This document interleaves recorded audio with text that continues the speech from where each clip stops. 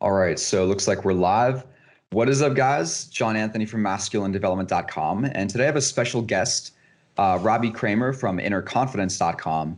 And this guy has had a pretty crazy life. He's gone to parties with, Playboy models, and he runs a website, innerconfidence.com. That's really sick. You should check it out. And today we're just going to basically shoot the shit about business, about life, about social circle game, networking, making money online, traveling, stuff like that. So with that in mind, guys, here is Robbie. Thank you for coming on, man. Thanks, John. Yeah, of Yeah, course. great to be here. Yeah. So first thing I want to ask you is, how was your journey like getting to this point? Because like most of us in this self-improvement game lifestyle aren't really born with like the best upbringing, and a lot of us have to kind of overcome these gigantic obstacles to get there. So like I know that me personally, overcoming like insecurities and feelings of like I'm not good enough to start a business, I'm not good enough to do that. There's no way I could do that. Fears. What did you feel like was the biggest, I guess, like obstacle towards getting to where you're at now, and how did you overcome that? Yeah, well, let me start actually. It's funny you asked that. Usually I kind of like, oops, shit, almost knocked my computer down. I was looking through my phone because I want to show you a picture. Basically, I kind of grew up as like the chubby kid. I was Mhm. never super fat, but I was chubby. This is me at age 29. I don't know how well you guys can see that through the Whoa, camera. I can see that well enough to get the idea. Damn. Yeah. So now I'm about 175 pounds. At my fattest, I was about 215. Um, and from my biggest to smallest, I lost almost 60 pounds. And I was never, I was always like pretty normal guy. Played sports growing up, played ice hockey, played golf. Was always an athlete. Always had a decent amount of friends, and was always friends with girls. But I was like during middle school, I was kind of chubby, and I asked out a girl. Like the way to ask her out in that time was like, "Hey, Uh-oh. you want Yeah. to do you want to go out with me?" But I was too much of Yeah. a pussy to do it myself, so I had a friend do it for me. She put me in the friend zone. She's like, "Nah, I just want to be friends." And then like that just fucking destroyed my confidence. Like I Yeah. didn't ask out another girl or even show interest in another girl until like the very end of high school. So when most guys were like having fun and partying and drinking and like kind of doing the high school thing, I was just golfing and Mm. like trying to get good grades and making sure no girl knew that I was attracted to her. Cause like if they found out and they didn't Yeah. like me back, like, Yeah. you know, um, and I always thought it was because of my weight. So then I found the game, back in the day, and I read that as like a 23-year-old, and that really opened my eyes for the first time. Like, whoa, you can actually improve yourself as a man. Really cool. Mm. Because at the time I was like, yeah, whatever. I don't have game. I don't even know what that is. So, just kind of hope to get Yeah. whatever I can get. Yeah, that Um, was that was a huge thing for me too, because most guys, I think we're born with this like static mindset where it's like, well, you just look this way, you make this much money, you're like, this is who you are, and like you can't improve it. But that was big for me too, was like discovering the game, the manosphere, to put it that way, like this like red pill, quote unquote, ideology. yeah. That was a big thing for me too. So how did that, like, where did that lead you when you went down that rabbit hole? Well, I'm a little bit older than you. I know you're mid 24. 20s, early Yeah. right. I'm 36, almost 37. So at the time when I got into the game, like it was like mystery, Neil Yeah, yeah, yeah. Strauss, The like OGs. there was no red RSD is probably pill. coming up a little bit. Yeah. Yeah, so it was like hardcore like PUA shit. Yeah. And I didn't really resonate with that stuff at all. I was like, this is weird. Like, I don't want to fucking The run around doing that. peacocking, like putting the weird Yeah. leather jackets and like hats Like on and shit. Yeah. It's like, I mean, trust me, I tried it. I tried yeah. it because I was like, whatever works. Like, who am I to say? But I quickly found that it just wasn't really a good fit for me. Um, but I found some other stuff that was still dating and pickup related, just not all the kooky crazy stuff. Mm. Um, but so I was just kind of like this mad scientist. I just wanted to try everything I could possibly do. Um, so I would, I do approaches on my lunch break, like when I was working in a shitty office job after college, like working for an investment bank. Yeah. And I just became like obsessed with this stuff. And then I got into more mainstream personal growth. I did some courses with Landmark Education, which is kind of like a Tony Robbins sort of thing. And then I got into spirituality and consciousness and meditation and blah, blah, blah. But really, like, it's funny because I got to the point right around the age of 28, 29. I had a successful, the business Inner Confidence was, up and running and kicking at the time, but I was still kind of fat. And I was still like, it was that one fucking thing in my head that I knew, like, dude, you're never going to be who you want to be until you can just, this is like my biggest problem. So finally I just kind of stopped all the dumb shit I was doing and like really committed to a program, and lost the weight. And that, it wasn't that losing weight will make you amazingly better with girls. I was already good with girls, even being a little bit overweight, whatever, dated hot girls. It was no problem. But after losing the weight, I just had this totally different kind of mindset and reality about myself. Like, I'm the type of person I can get past my biggest sticking point. Yeah. I can do the thing that I know is the hardest to do. So that was a huge kind of turning point in my life. And everything kind of got better after that. And it's funny. I heard this quote. I'd never been to a Tony Robbins event, but I heard a recent friend of mine who went, he's like, it starts with your body. If you are not feeling good in your body, it's very difficult for anything else to really be at its highest level. Yeah, no, that's why I recommend guys, like, one of the first things that I tell them if they're, trying to get their lives together is I say, start working out, because like you said, it's not so much the physical results that you get that changes your mindset. It's the fact that you can do it. And it's the fact that you made a commitment and you followed through with that commitment. And then you start to think to yourself, oh, okay, if I developed discipline in my, workout routine and it worked there, what else is possible? And it's this, it's this reflection of who you are. When your body is strong and healthy, it creates this identity where you're thinking to yourself, oh, okay, I'm the type of guy, I'm strong, I'm healthy, I have my shit together. It creates this inner mindset shift. And I think that was actually really important for me too, because I was, when I was in high school, I had friends and I had girls a little bit into me, didn't really follow the interest they showed me or anything, because I was like afraid too of getting rejected like you were. And so I just basically played video games like all the time, right? And I remember when I was like 14 or 15, I played World of Warcraft, like a shit ton of World of Warcraft. So I was like on my computer all the time. And at some point I just I got tired of it. And I was like, you know what, like there's more to life than this. So I started by like doing push-ups. Like while I was waiting for like a dungeon to load or something, I would like jump out of my chair and like do some push-ups or sit-ups or whatever. Good habit. Yeah. And then I slowly like built it into going to the gym. And then over time, it just changed my fucking life because, I started to realize like, oh shit, if I put in the work, like you can see your body, like that's what it was before I put in the work. This is what it's like after I put in the work. And it's a visual representation of who you are and the work that you've put in. So you said that in the podcast that we did, for everyone listening, Robbie and I did a podcast, I think 4 or 5 days ago. It'll probably be up pretty soon in the next couple of weeks. And we talked about, SARMs and health and fitness and stuff like that. You said that you were 255 pounds, right? But 215. And then you dropped down 215 and you dropped down to 170. At my absolute thinnest, I was down to 155. But 155. But I was really fucking skinny. Now I'm about 175, and I feel like that's a pretty decent weight. I'm trying to lose maybe another like 3 or 4 pounds of body fat, but I'm pretty close to, Nice. But I had a huge fluctuation. I mean, I lost this weight in 2012, the end of 2011, beginning of 2012. So this is, almost 10 years ago, right? Yeah. Or 8 years ago. I'm bad at math right now. Yeah. But but the main thing was, I was able to keep it off, but I fluctuated. I was all the way down to 155. I one time went all the way back up to like 185, 190. But the main thing was like, and not letting it get back to that point that it was. What's that? Like, so I think that's like a big thing too, is like once you get it to the level where you're like at a good weight, you're just not going to let it get back up. Yeah, exactly. You have that standard. Right. And so you travel a lot, obviously, right? Like guys, for everyone listening, Robbie travels and does all kinds of crazy shit. Have you found that traveling makes it harder to do that? Good question.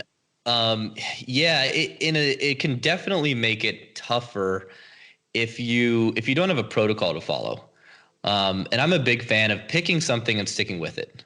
Even if it's maybe not the most perfect thing in the world, like you don't want to get caught up in the details of finding like the exact fucking thing. But Mm. like basically the way I lost the weight initially was mostly a keto diet. I cut out bread and sugar. And I found that worked pretty well for me. Most of the time I could avoid cheating, and I could even drink like a shitload of tequila and just not mix it with Yeah. sugary mixers, and I'd That's be the key. okay. Just take shots. Yeah. Yeah. Exactly. Yeah.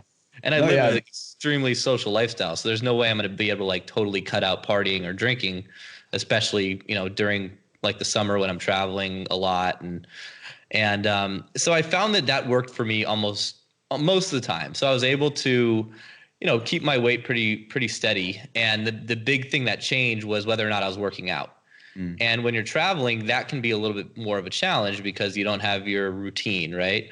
Like it's not that hard to just eat keto wherever you go. You can go to restaurants and you can just not eat bread, not eat sugar. You can Mm. buy food, right? That the diet there's really no excuse to having a shitty diet because you're traveling unless you're just lazy and you're like, I'm just going to go to the Yeah. Yeah. restaurant and order everything, right?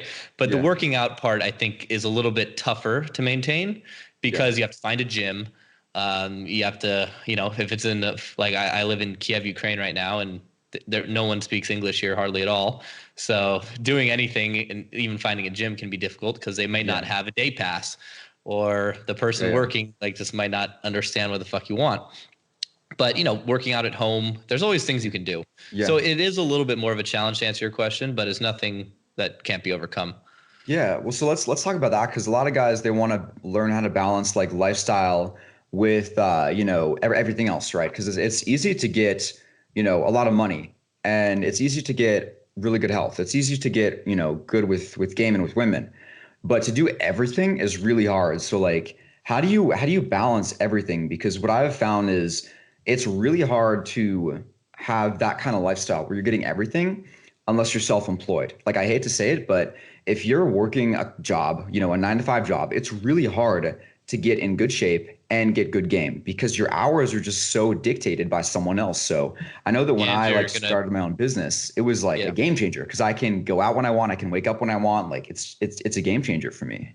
it's So how did huge. you manage that? It's huge. And if you're working a 9 to 5, it's very hard to get ahead financially because of taxes. Yeah. And that's a whole nother story. But Yeah. um, Oh yeah. I've been recently watching, just to plug something real quick, no affiliation to me, but I'm watching this series called Money Revealed. It literally just came out like 6 days ago.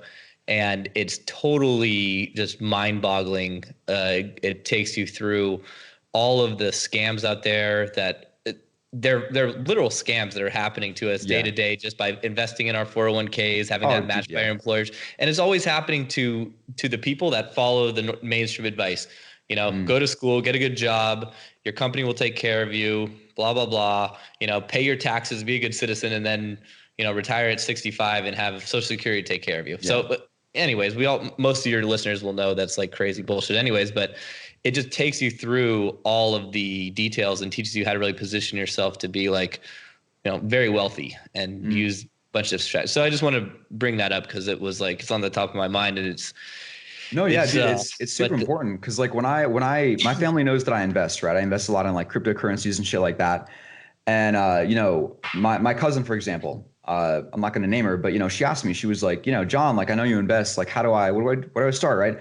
And I talked to her a little bit, crypto, this and that, and then we talked like a few months later, and she was following like the traditional advice, right? She was like, oh, I'm investing in my 401k and like this and right. that, and I was just, I nicely told her, to put it bluntly now, but I told her nicely, I was like, that 401k is not going to fucking be around by the time you're going to retire. Like, you need to have it in your own hands, right? Yeah. This idea that you can just trust someone else to like take care of you, just be a good little sheep and do your Yep. shit and they'll help you, right? It's not going to happen. So people need to take their own financial life into their own hands. They really Because again, like do. when you do that, Yeah. you have the freedom, financial freedom, time freedom, everything just locks up, like Because they lines up don't teach perfectly. us that. They don't teach us that in school. They don't teach us Mm. that in our career. You have to go out and find that information on your own by watching shows like this on money and on investing and getting, finding the truth. It's kind of something as stupid and simple as like at some point you find out like nice guys don't actually get laid. Yeah. Right. And then you're like, oh, fuck, attraction's a choice. Yeah. Like, this is why the bad guy or the dick is getting all the girls. Like, Yeah. it's a myth. Like, oh, if you just go to school and get a good job, you'll be financially Yeah. independent. Right. It's And just, it's that yeah. crazy. And It's once you that, learn those myths with like women too, it opens up your eyes to what else society has lied to you about. it's insane. Yeah. Yeah. I don't want to sound like a conspiracy theorist or anything, Oh, we could go down but that rabbit hole for sure. Yeah. most of the stuff you hear is bullshit. Just put it that Yeah. way. Yeah. When it comes to any mainstream sort of advice, because it's just the way it is. But to answer your question, it's interesting. I'll tell you a quick little backstory of just kind of like, so I graduated college. I wanted to become a pro golfer, but I wasn't quite good enough. Got a scholarship to play, blah, blah, blah. But instead I started playing online poker. And I was crushing online poker back in the day. It was like the party poker heyday, 2003 to like 2007 when it was Okay. still legal in the US. Yeah. And I turned $200 into 50K my senior year of college. So here I am, Sounds like Dan like, Bilzerian. yeah. That's what you did. Yeah, I mean, I didn't think it was that big of a deal because all of my friends that, we all started playing poker at the same time and we were all just fucking killing it. We just thought money just came from trees in poker. Like they just grew on trees but we didn't realize it was just a huge run up, like a boom. Mm. And then, there was, if you're familiar with poker, like they outlawed it in the US, a lot of people got their money stolen, blah, blah, blah. But here I am, like, 23, sitting on a bunch of cash, have no idea what to do with it. And I know, really just clueless, I found a way to lose all that money, right? Made bad investments, got scammed, so on and so forth. But your question was like, you kind of go through peaks and valleys with different things. Like, how do you manage dating with your health and with your health and with your career? Because there's kind of like those three pillars, right? You've got your health, your wealth, your relationships. I think you also mentioned happiness when we spoke. Health, wealth, love, and happiness. Yeah. Right. I kind of think of happiness as just, if all of those things are in order, then the happiness should kind of come. But we don't have to go into that, but there's separate arguments for consciousness and how happiness applies to your belief systems and so on and so forth. But I think if you have those three in order, like, it's pretty hard. If you're in good shape, if you have relationships, if you're dating women, getting laid, and you're making money, like, how bad is life? But I noticed that I have kind of an addictive personality. So I get obsessed with like one area and then I'd crush that. Like I crushed poker, but I got fat and I wasn't, I wasn't doing very well with girls. And then after poker, I like made pickup like my total mission. Yeah. And I got really good at pickup, but still didn't really focus on the health and then lost all the money.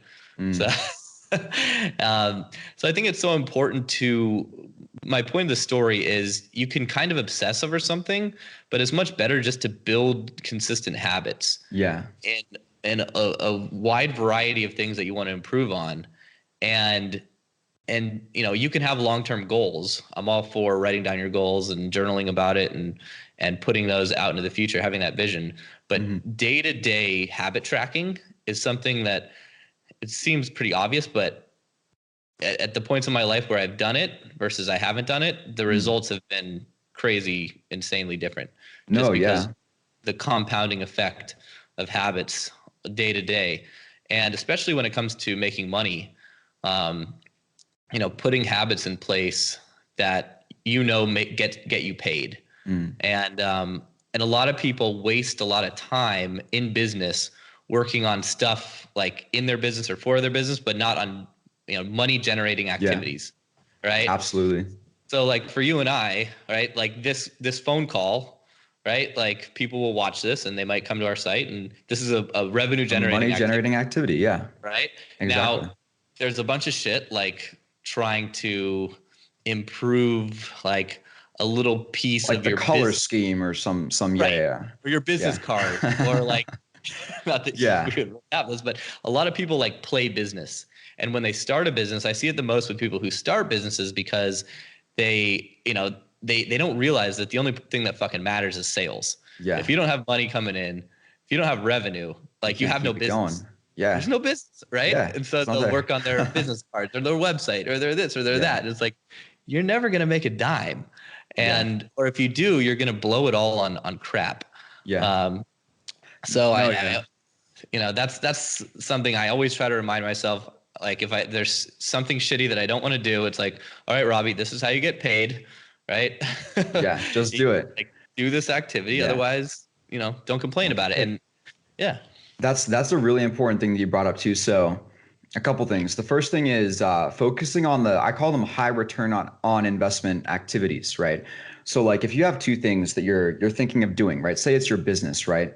And the first one is like improving your business card or like changing the color scheme or something like that, right? And then the second one is like I don't know, like creating a new product or like, getting better at closing or like, making a new something like Learning this, sales. yeah, like Mm-hmm. it's like, most guys, they'll choose the dumb little things that don't really make them afraid, but that they're like easy to do. So they'll like, oh, like, even though my website is 90% fine, I'm going to like try to mobily optimize it to be 2% better or something Right. instead of just like, no, motherfucker, make a new product. Like that'll bring in the money, Yeah. do this, do that, like close your clients, like whatever it is.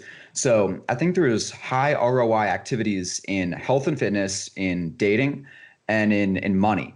And before I get into that, I want to also mention, you kind of mentioned like how we tend to get obsessed, and you do and I do too, with like a certain area, right? So, for me, it's like, I focused a shit ton on game when I was like 21, 22-ish, right? And it was just like my life. I was like going out every day. Like I cracked the fucking Tinder code. I was sleeping with like 3, 4 new girls a week, like all kinds of shit. But I didn't do that much for my money, right? And my health Yeah. kind of suffered a little bit too. And then it's like, oh, okay, like I got into a business immersion phase. So I call them immersion and maintenance.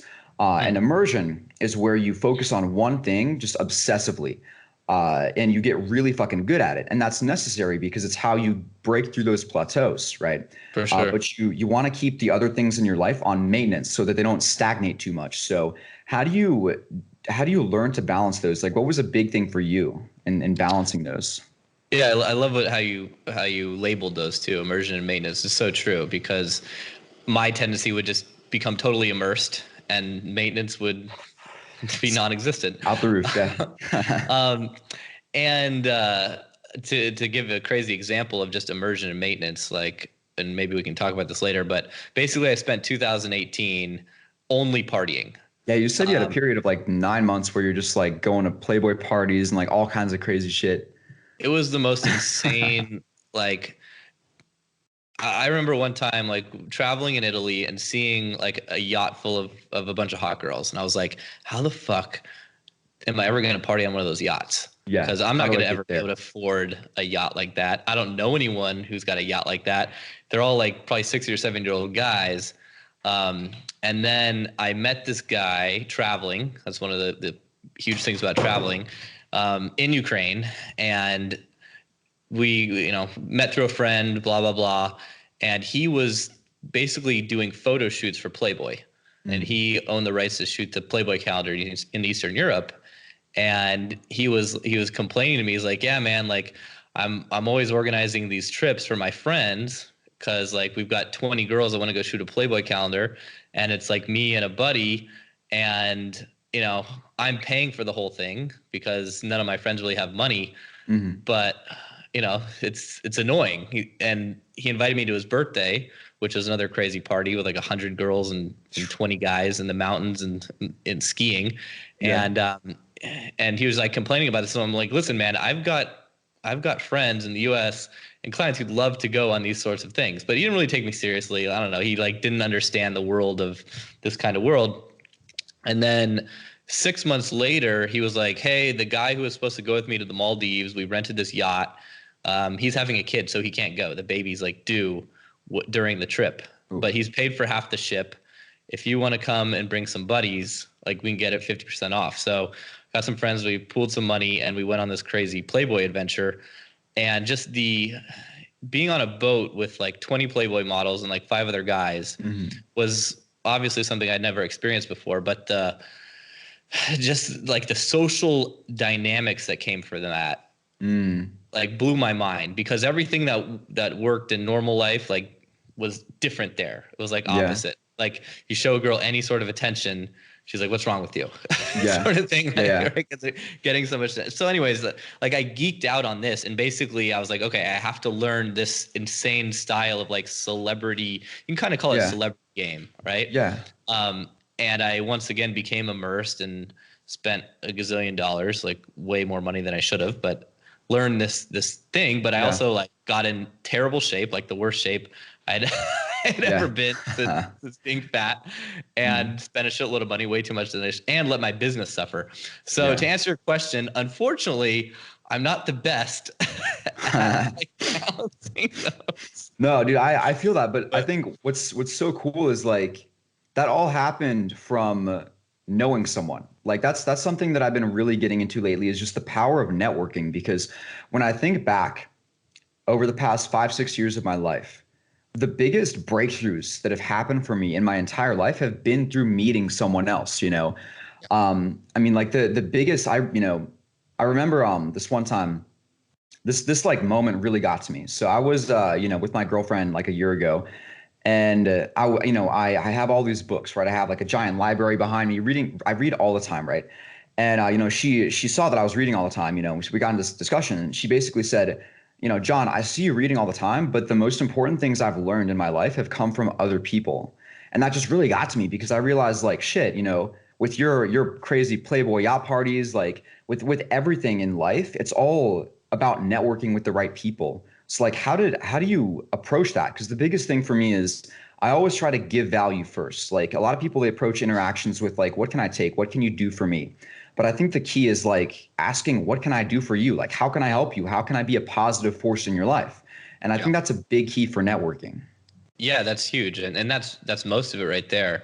But a couple things that shifted my mindset around it, because I was so focused on dating and girls and pickup for so long that I basically unconsciously just ignored guys when I was out and about. Mm. I was always just thinking about girls and like Yeah, blah blah yeah, blah. Like that was where my mindset was, and it wasn't until a couple years ago that I realized, wait a second, like I can go out and I can hunt for girls all the time, or I could essentially farm, which yeah, is meet other guys who have a bunch of girls, befriend exactly. them, and then you build this crazy social circle. And it only takes one guy Hmm. Oh sometimes, yeah, right? Like if you meet just one guy who's the right the guy. type of guy who I call a connector, Yeah, who is just naturally loves introducing people and just really enjoys connecting people, and you can also become that yourself if you're into that. I notice the more social and the more kind of advanced I get, the more of a connector I become. mm, um,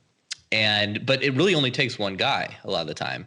And when you couple that with traveling and with doing things kind of outside the box, right? So for me, it was a combination of not working a 9 to 5, leaving the US and traveling, being a digital nomad, and being somewhere crazy like Ukraine, but it doesn't have to be Ukraine. But anytime you meet an American or someone who speaks English in a country where most people don't, you have instant that connection. initial instant connection. That's the easiest thing. You speak Mm. English, I speak English, right?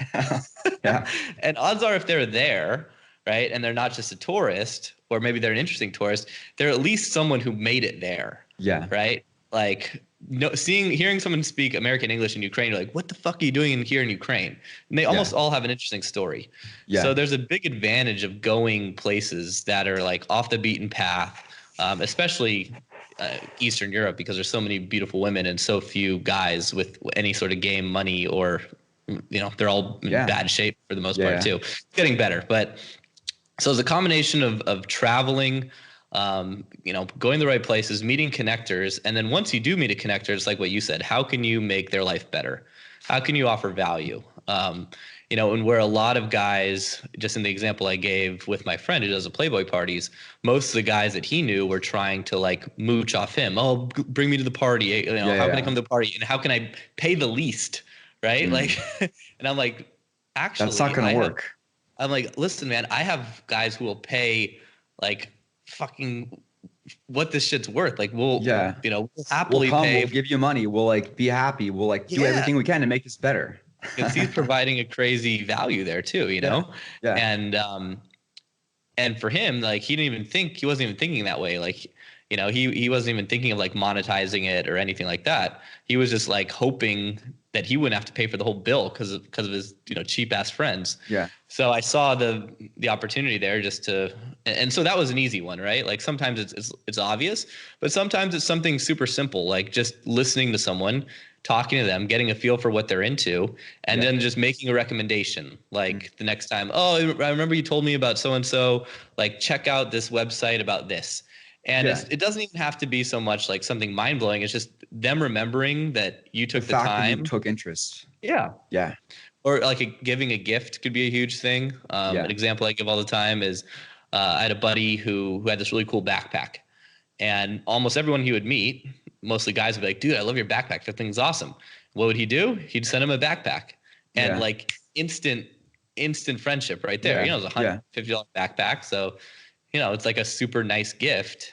And think of all that like goodwill that creates. Most guys are always, so you have to get yourself in the mindset of thinking, how can I serve this person? How can I give value, versus just being in that other mindset value of like, right, what can I get from them? Or just not even thinking on those terms. Because I don't think guys are value leeching so much. They're just not thinking about what they could do to cultivate the friendship. They're just thinking about like, oh, well, how do I get this or that? Like they're not whatever thinking big enough. Circumstance. Yeah, they're just thinking about like, their circumstances at the moment. Like, how do I pay this bill? Or fuck, I got to go to the gym. Like, they're not thinking about how can I actually provide value. Yeah, and make a long-term connection that benefits everyone. Yeah, exactly. Yeah, no, yeah. I like how you mentioned too, the social dynamics changed when you were on that yacht. Can you talk a little bit about that? Yeah, it's crazy. It's basically like everything you learn from pickup, you now have to throw in the toilet. Yeah. Like, I mean, there's the usual stuff, right? Yeah. Like, obviously, you have to, be well dressed and have good body language and, display alpha characteristics and so on and so forth. The fundamentals, but the sheer fact that you're there, right, already shows just the most insane amount of value ever. Yeah. Yeah. So if you were to try to game one of the girls on the boat, like if you like go over and you try to like force a conversation or have a conversation with the girl who speaks poor English, right? Yeah. I see this happen all the time with guys, and even really successful guys with a lot of money who are in good shape. They constantly blow it by forcing conversation with girls they want. Yeah. They think they need to go over and impress her, have a good conversation, get her interested, get her connected. But usually the best thing when you're in an environment where the ratio is in your favor, like you just do fucking nothing, right? Or do something that gives value to the entire group. Yeah. That's ideal. Be the leader of the group, but you don't need to go to individual girls and try to get them to like you. Yeah. And that's really the biggest kind of mindset shift, because when you're out doing pickup or when you're out in a bar or a club or you see someone on the street, like she's never going to know you unless you actually go approach her. But, going and approaching in one of these environments, especially a week-long party where you're going to see the same people over and over and over every day. If there's a, social faux pas that you make, and it's kind of a bad one, everyone's going to remember that, and you quickly get a bad reputation. So I kind of see it as like three different levels. There's kind of like the cold approach level where no one, and there's almost no downside to doing it, right? And then you have the other environment that I'm mentioning, which is like this crazy party environment where the ratio is insanely in your favor, and the less you do, the better. You let basically the girls come to you. You let all the other guys shoot themselves in the foot by making mistakes over time. Attrition game, the last man standing. Right, that sort of thing. Yeah.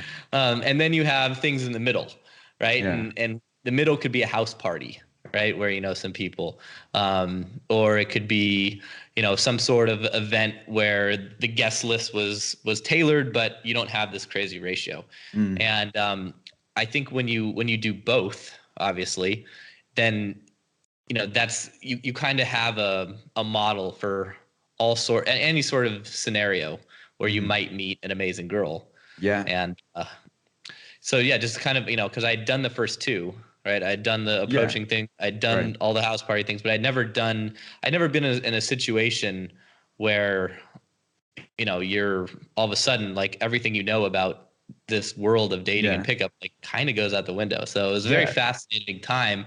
And then organizing these parties, and then bringing guys to the parties, coaching them during the parties. And the biggest breakthrough I had from it was simply, when I would see a girl who was just, drop dead gorgeous, whatever my version of a 10 was, Mhm. like prior to last year, I'd get, I'd feel it in my body. I'd feel some sort of discomfort. It Mm. wasn't a huge discomfort, but I just wouldn't feel comfortable. I wouldn't feel Like you're totally not at on their ease. level. You're like, how do I impress them? How do I act? Yeah. Sort of, yeah. It was just Yeah. like this general like a little bit of an Mm. uneasiness, you could say, because Mm. you want that and you don't know how to get it, you could say, Mm. right?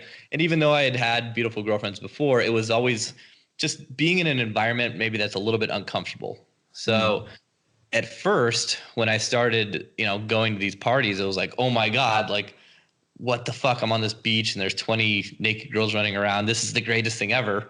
Mhm. And then it's weird because you actually go through a phase where it just becomes normal. Um, and what resulted from that was really just a feeling of like, there's never a situation now with a girl where I'm like, oh my God, like, what would I have to do to get her? Or there's never any discomfort or dis-ease. Yeah. And when I started the journey, it was just that.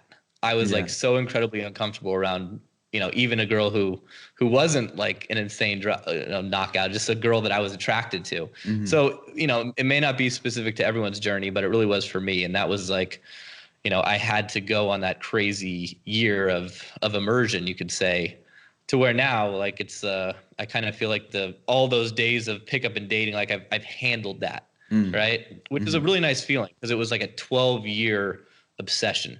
Yeah. No, yeah. I mean, I've been in this for a while too, and like the thing that I really like you mentioned is how the social dynamics changed. Especially when you're in an environment where everyone knows each other and you're going to be spending a lot of time together. So I see that too.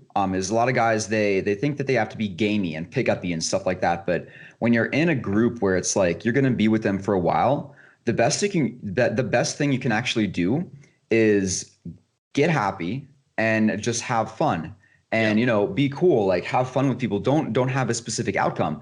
And as weird as this sounds, because it sounds like, again, like it's such an inverse to guys, what's going to happen is you're just going to be having fun, you're going to be happy, you're going to be shooting the shit with people, just having a great time, and one of the girls is going to choose you. And Right. that's the best way to do it, because I mean, literally, it's like if you're with 20 girls and there's like a few of you, it's like, Oh, okay, it's just just like choose me, like they're going which to one be of you fighting wants over it. you, Yeah, right? exactly. And but this also works even if we change the ratio, right? And Yeah. let's change the ratio like terribly against us. Let's Yeah. say it's 5 hot girls and 20 guys, Yeah. right? Yeah. Like if you're still the guy having the most fun and giving the most They'll come value, to you. one of those girls for sure will come to you. Maybe all five. Yeah. That's the crazy thing, Yeah. right? No, yeah. And It's like pickup, but it's like on a higher level, right? So like the lower level is like approach, like that kind of thing. And that's valuable because you need to learn that yeah, skill. you The have to. higher level is like, no, just be the center. Be the center that everyone wants to. It's pulling versus pushing. Yeah, Pull. You want to pull. exactly. Yeah, and Yeah. it's some people they want to try to skip that step and they want to try to get super rich and make a ton of money and get their dream girl. It's never going to work, man. Like I see those guys all the time where they don't think that they think they can just have it by the whatever the status they've built. Mm. And I've coached celebrities before, and it's because they didn't go through that process of getting rejected and going through the trenches and learning social dynamics. Like they're not any better off, and they have a different set of problems maybe than the average guy, but they're still unhappy. Yeah. So Yeah. yeah, No, it's like a compensation, because it's like when you don't have the social skills that you need, you compensate by, getting really jacked, like those jacked guys in the club that you always see that right. never approach, but they're just like, oh, I'm really jacked. Like, is this Uh-huh. good enough, Red? Or you make a shit ton of money because you're like, oh, well, I guess I can't, talk to a girl, so I'll just make money and hopefully they'll come to me. It's this compensation. But, it's like you said, when the ratios, even if the ratios are reversed, where it's like 20 guys and 5 girls, if you're just the guy who's like having fun and you got your shit together, they'll just chase you because they see, like, they pick up obviously way better than guys do. A great book is The Female Brain by Dr. Luann Brazine, I think. And she just talks about, like women pick up on social dynamics way better than men Oh, do. Yeah. exactly. And they see like, It's oh, this is the guy that's having fun. Like he's the one. He's the one. He's the guy. This is the guy I want. So totally. I mean, that the women are they're so much better than us at that. yeah. And we were talking on the last podcast we did about sex at dawn, and we were talking about matriarchal societies. You Mhm. remember? And Yeah. that's really the reason why I believe that. I mean, kind of going off on a tangent here, but I believe that if women were in charge of the social show, Mhm. like we'd be so much better off as a culture. Like Mhm. imagine if like women were creating all the rules and like, if women were the ones who did all the approaching Mhm. because they didn't look like sluts or Yeah. we didn't have this double standard, like everything would go so much better. Yeah. But Well, what's funny too is like it's always the beta males that get mad at girls for sleeping around. Like it's always, yep. to say that beta males, right? It's like the guys that are like never getting laid. They're the incels basically. They're the ones, she's a slut, she's a this, she's a that. It's always them, right? But like what I notice is the guys that are higher, I hate to use these terms, but like the guys that are comfortable, higher status, comfortable with themselves, that are getting laid a lot, they don't really judge girls for like doing those things. In fact, we Why would want you? them to because it helps Yeah. us. Like It's crazy. Why would you judge a girl for being a slut and yeah, being for horny? It's sleeping like, with you, like I want yeah, that. Like, like what? it's so crazy. Yeah. But yeah, you're right. It's someone in scarcity who's, it's like being angry at the guy in the limo because, he's rich and he's an asshole He's and taking you don't money. have. He's keeping me down. He's keeping me Yeah, down. Like, no, no, he's not. it's so Yeah, no, crazy. guys, for everyone listening, by the way, we did a podcast. I'll put it in the link down below if you guys want to check it out. It's a good one. And we were talking about basically the social dynamics of like matriarchies versus patriarchies. And it seems to me like if guys, like if you just don't judge girls, this is why I did a podcast recently with Donovan Sharp. We talked about one of my iron rules for like, being good with women is discern, but don't judge, right? So it was like never judge girls, but discern, right? So, don't judge a girl if she wants to sleep with you or whatever. Like you want that, like that's good, that helps you.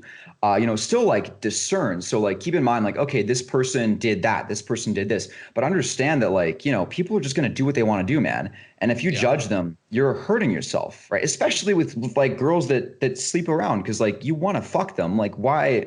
It's fun for both of you if she wants to fuck you. Like why would you judge her for that? It just doesn't make any Ju- sense. Judging people on anything is one of the worst habits, and it's something that kind of where I mean, it really depends on your show me your friends, I'll show you your future. Have you ever heard that Mhm. quote? So Yeah. if you hang out with a bunch of judgy people, you'll become a judgy person. And Mhm. that certainly happened for me. I used to hang out with this guy who was like really sharp and really witty and had a ton of amazing social commentary, but he was super judgy and he's super negative. Mhm. And I noticed that kind of wear off on me. I became this really kind of judgy dude. I wouldn't judge women and stuff like that, but I judge myself. I judge Mhm. people for the way they were acting, or they should be like this, or they should be like that. And I recently went through a series of trainings by a guy named Marshall Rosenberg, and it's called Nonviolent Communication, which is kind of a weird name. It's kind of like a floofy name. But it's really about not judging people and realizing how much like our judgments get in the way of our communication, because really like we have needs, but we're really bad at getting those needs expressed or expressing those needs. So instead we judge and we blame and we say, oh, they should know what we want, and so on and so forth, and then just kind of Yeah. end up And what's totally crazy mind too fucked. is like judgments, they're almost always a reflection of you. Like one the most judgmental people that I've known in my life, they're usually judging other people as a way to because they've got something going on with themselves. Yeah. So it's like if for example, someone's like really judgmental. So, great example actually. If you think of like the incels, quote unquote, that are really judgmental for a girl who like has sex with someone, right? You know, slut, whatever, they slut, you're a slut, you're a whore, whatever. That comes from the repressed guilt and shame that they have surrounding their own sexuality. So like a Yeah. lot of, I hate to use these terms, but quote unquote beta males, they're afraid and ashamed to express sexual intent. Yeah. So instead of dealing with that inner issue, they just judge people who express their sexual intent, right? And when Right. you stop judging, you first of all, people like you because no one wants to be fucking judged. Second of all, you see the world more clearly because you're not thinking, oh, this is how the world should be. You're just looking at it and you're like, oh, this is how it is, right? And that Yeah. doesn't mean for everyone who's like, well, wait, shouldn't you say that, you should still like try to make the world a different way or whatever. Yeah, you can still have goals, but don't get mad because the world is a certain way that doesn't conform to your reality. Yeah, it's crazy. Yeah. Yeah, it's so funny how, and I've spent a lot of time meditating over the past year, and studying awakening, enlightenment, those sorts of things. And it's always a process of seeing your own judgments, um, seeing your own worldviews and how crazy and like distorted they might be. And when you can kind of break out of some of these patterns, like you just become so free of like, just we have so much crazy shit in our head. We do. Um, No, it's amazing how much it holds you back too, because like I was talking to this one dude and he's a blogger and he has like the best fucking content I've ever seen. He has incredibly in-depth content. It's great.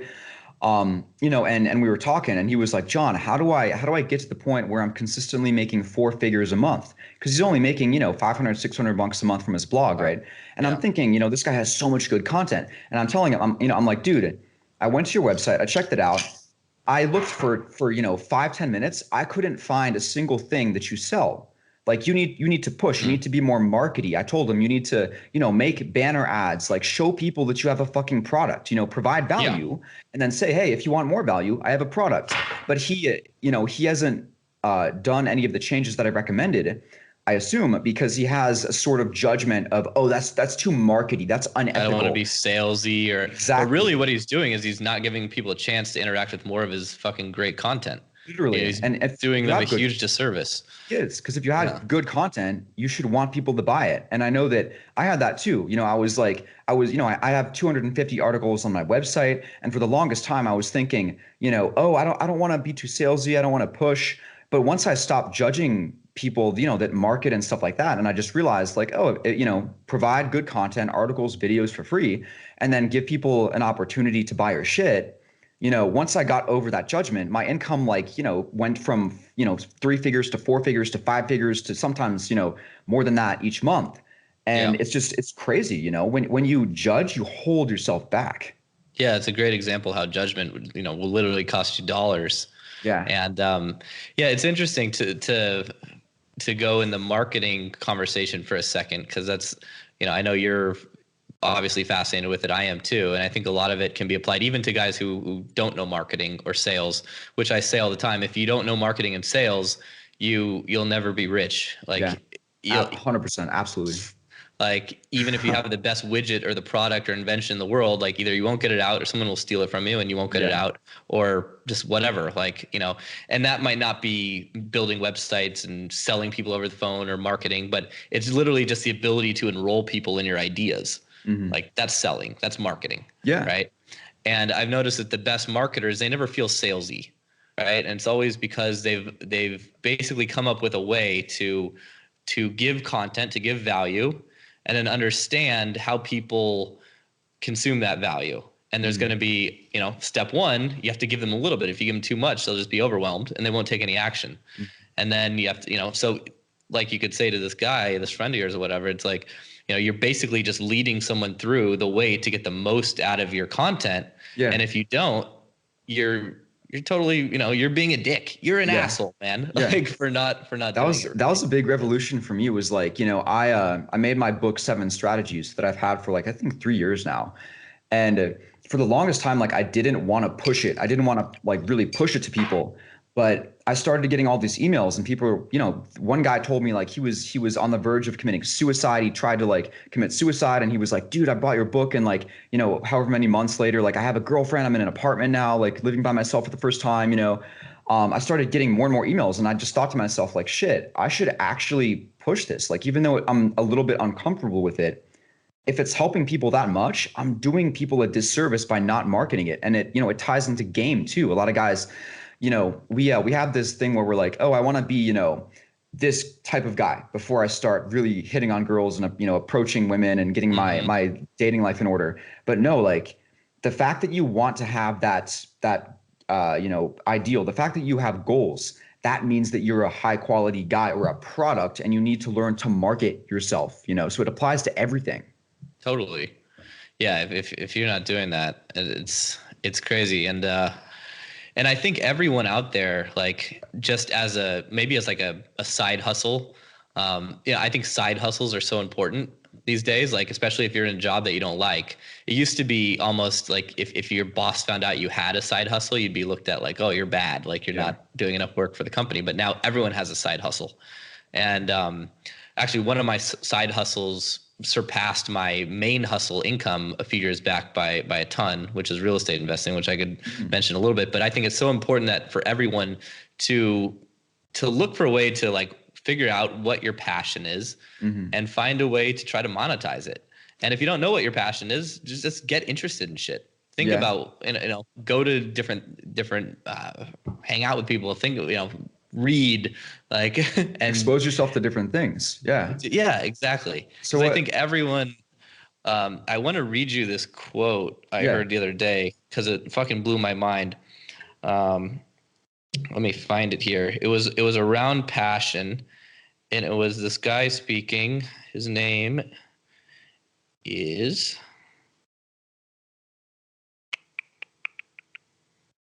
took a bunch of notes. Roger Hamilton, really inspirational dude.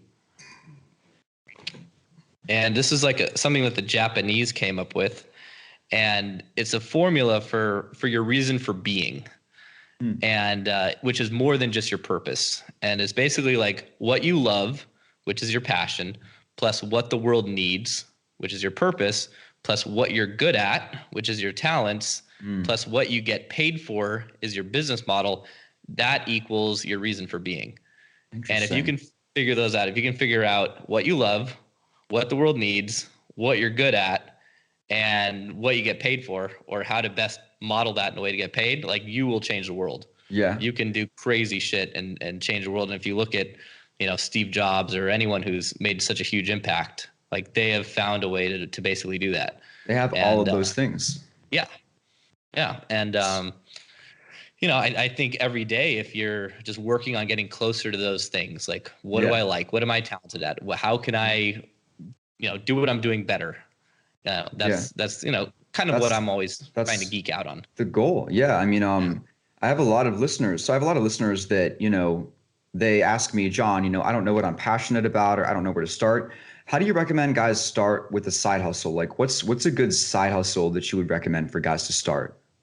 Well, I think the one that I did, we'll look back on this and people that did this like 25, 50 years from now and like be like, holy shit, that was one of the easiest, craziest, fastest, and most insane ways to make money ever. And that's basically using Airbnb to rent out either the apartment you're in or to start a side hustle using Airbnb. Because literally our biggest expense every month is our rent. Yeah. Right. Or if we own a house, it's our mortgage. Right. And I found a way back in 2012, after traveling through Europe and using Airbnb as a customer, staying at Airbnbs, I came back to New York and I'm like, I'm going to try to throw my place up on Airbnb with my roommate and we'll see if we get any bites on there. Right. And at the time, no one really knew about it. But within the first month, we got a booking that covered our rent in 10 days. And then we got, so we literally paid our rent in 10 days. We left. He went to like stay with a buddy. I stayed with my girlfriend and no rent that month. Our biggest expense off the fucking table. Yeah. Right. And then we're like, all right, if we made that in 10 days, what could we do if we actually optimized our profile and got more places? So we quickly, we turned that property into a full-time Airbnb. We got permission from our landlord to do that. And just from that place in New York, it was a nice place. The rent was $12K a month in Manhattan. We were making 25 to 30K in revenue. So like, almost 20,000 in profit some months on one fucking place. We didn't put any money down because we didn't own it. We literally paid rent, paid for the furniture, paid the security deposit, and we had a business that was making 15 to 20K a month off of basically, our full investment in it was 12 for the furniture, 12 for the rent, 12 for the security deposit, or less for the furniture, like 30K. We're making 20K Yeah. right? Which is That's just crazy. Have you heard of the marketer Ty Lopez? yeah. Everyone's Of heard of course. him. Yeah.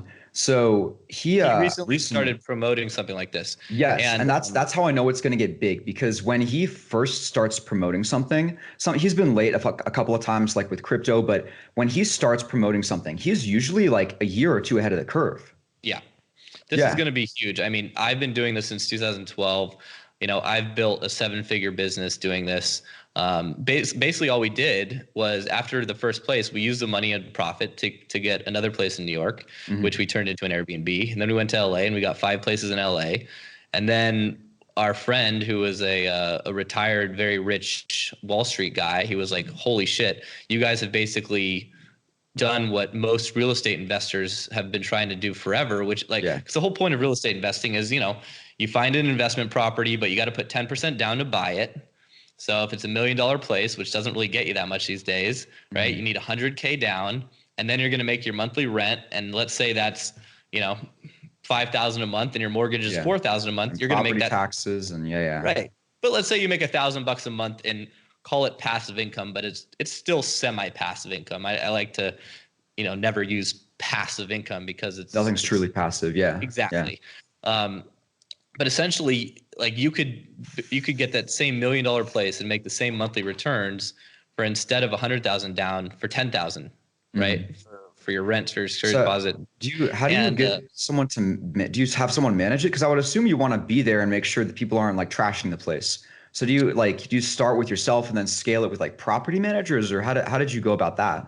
well, yeah. So you start with yourself. You learn the business, right? You might want to rent out your place, or you might want to get a place. The tough part about the business is finding landlords who will allow you to do it. It used to Mm. be really easy. No one really gave a shit. But now Airbnb is such a household name. Yeah. So I actually have a product where I teach people this process, because all of my clients that come and they work with me in my mentorship, I'm always like, guys, you need to be fucking hacking your rent, because Yeah. if I can teach you how to hack your rent, you'll pay for my product 20 times over. Yeah. And so that's always step one. It's What like, yeah, where can people find the product, by the way? if they go to innerconfidence.com, Yeah. there's a link right on there for the passive income training. It's called. I That might sounds change it. awesome. Yeah, I've been playing with the different names on there, but I recently created a product like that. I'm kind of annoyed that Ty Lopez is promoting this other guy, Stole it. Yeah. but I mean the idea, like, basically what I teach in mine is how to automate and systematize it, right? Because Mhm. anyone can go out and find a place, put it on Airbnb, Yeah. make a listing, like learn the business. It's a fucking easy business. You don't need It's to the know automation that's key because then you free up automating time. and Yeah. systematizing is Yeah. really the key to that.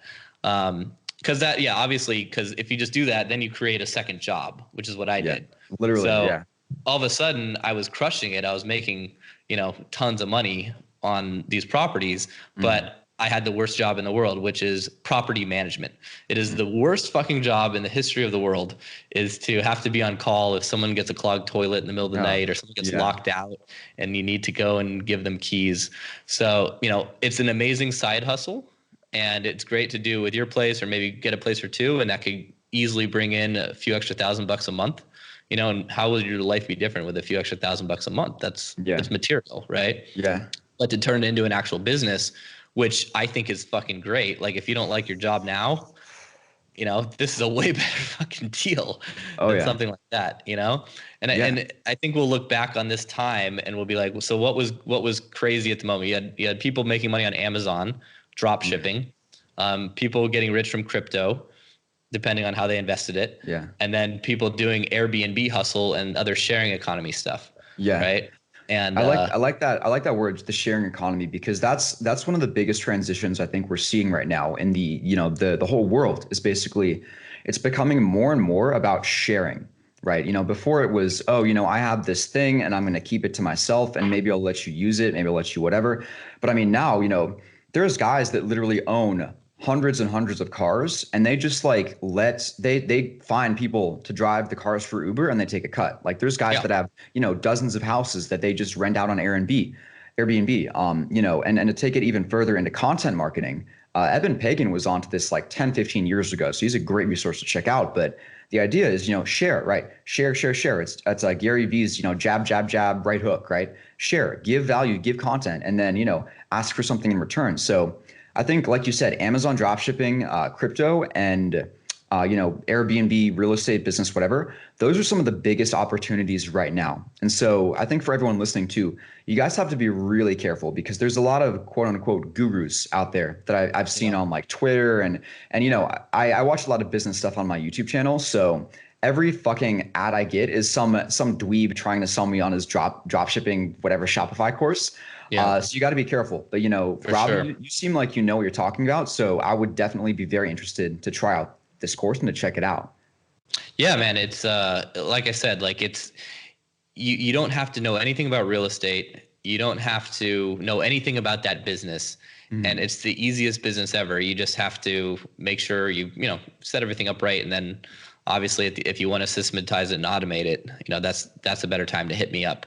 Like for people that just want to start renting out their spare bedroom or put their place on Airbnb, like you can do that on your own. Yeah. You don't need a course for that.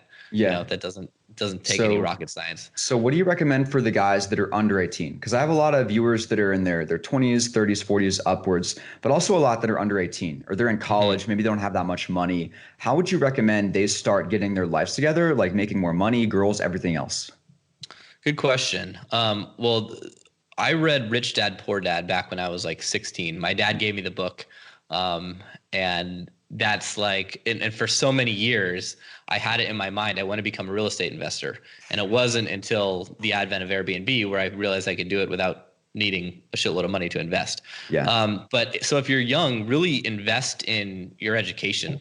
And that's not school. That's not grad school. That's listening to these sorts of shows, learning from people that have done it before and actually going out and doing it. Because the best learning comes from going out and doing it and failing. It's insane. We're taught in school not to fail. It's like you put your hand up and you get it wrong. Bad. You're fucking stupid. You're Get dumb. a bad grade, you're stupid. Yeah. You're stupid, right? And it's just so fucking crazy because how we learn is we go out there and we fail.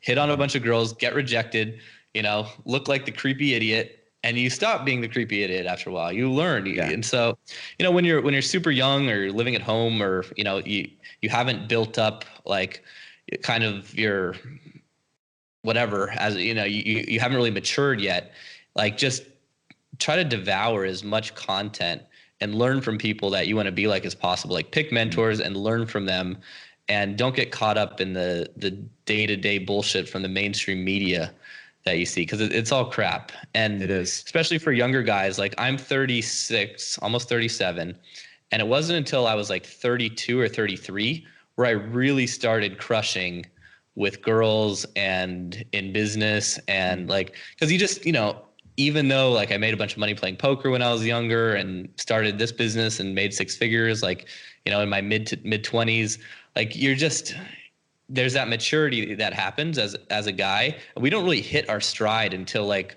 our early 30s. Yeah. But then we have until like 30 until like 50, where we're literally like the equivalent of a hot girl who's like 21. That's the peak of our value. Yeah. Yeah. And so girls hit it very early because it's, that's when they're the most beautiful, that they get the most attraction, right? Their SMV, you could say, is the highest, right? If we're talking rational male red pill. Nerdy terms. Right? Yeah. Right. But for guys, your SMV is the highest. Like you have that huge, you've got a ton of runway in your 20s, and you have this huge window from like early 30s, late 20s, all the way to like 50, 55 if you stay in good shape. Yeah. So, don't make the mistakes that everyone else does, which is follow mainstream advice. Don't get married when you're like 23 or 24 and end up in a divorce with some kids and, I've seen that. Too. Exactly. Yeah. So stay away from mainstream and you'll be fine. Absolutely. Some guy, he he just bought my crypto course on trading crypto, and he posted something like, man, this is a great course. I've learned more in the past day than I have my whole life in school, or something like that. And that made me so happy because I started to realize guys like you and we're becoming the new school. These outdated models that we have of public education and everything else, like that stuff, it was literally made to make guys good citizens and good workers. It wasn't made to, make them intelligent and to think outside the box. So that's a huge thing too. If you guys are And young and you, they don't want to huh? change that. They don't want to They change don't. that now But because they yeah, still want soldiers and workers, you yeah, know, and it's a European level or European style of education. yeah. And the people in power, the bankers, these high up families that control the wealth of Hmm. the world, Hmm. they don't want to fucking change that. Rothschilds. Yeah. Exactly. Yeah, no, So yeah. But what's funny is if they don't change it, then that's cool. They're not going to change it, but guys like us are going to come along and yeah, we're going to offer an alternative, you know. And it's just so crazy because, you know, guys, if you're young and you're listening to this, like Robbie said, you know, you guys have so much time to grow and to develop because, you know, you're quote unquote SMV. It doesn't peak until you're like in your 30s, 40s, even you know, up to 50, right? So literally just immerse yourself in all of the content that you can. Like we're talking about, you know, get your shit together, learn, learn, learn, learn, learn. That's always the biggest sticking point. So we've hit an hour now. I want to wrap up. But before cool. we go, give me one lesson that you think was the most important lesson that you've ever learned. Good question. Important lesson. I mean, the one that stands out, I talked about this in the beginning, but that's like whatever your biggest challenge is, like do that first. Mm. You know, like even if it's at the beginning of the day, right? You wake up, you go through your morning routine, you're like, all right, what do I have to work on today? Especially if you're an entrepreneur, because we're always going to try to put what we hate to do last. But if you do that fucking first, and you'll figure out a way. The biggest issue is procrastinating and putting it off. But like for me, it was, you know, this can be something from a day-to-day thing. It could also be a bigger thing, like a long-term Mm. thing, like losing weight. But I just that one thing, remembering to whatever you don't want to do the most, do that first. You'll get it done, and it may not happen immediately, but you won't experience that regret of procrastinating and pushing it away, because that's the worst. The regret's the worst, and watching time go by when you haven't handled it. And then Yeah. once you do, you'll just be like, fuck, why didn't I do that Why earlier? didn't That I was do so that? stupid. Yeah. Right? Absolutely. Yeah. That's huge, man. I always say, follow your fear. You know, Yeah, whatever it is that you're afraid to do, you need to do that shit right now. So exactly. that's definitely a great piece of advice. So thank you for coming on the podcast/podcast YouTube interview, whatever you want to call it, man. It was awesome. Where can guys find you? Yeah. So if you just go to innerconfidence.com, you can find all my stuff there. And yeah, man, it's been awesome being on the show. Really enjoy our talks as always. Of course, man. I'd love to do it again. And yeah, guys, hope you guys enjoyed this. Let me know what you think in the comments section down below, and we will see you guys next time.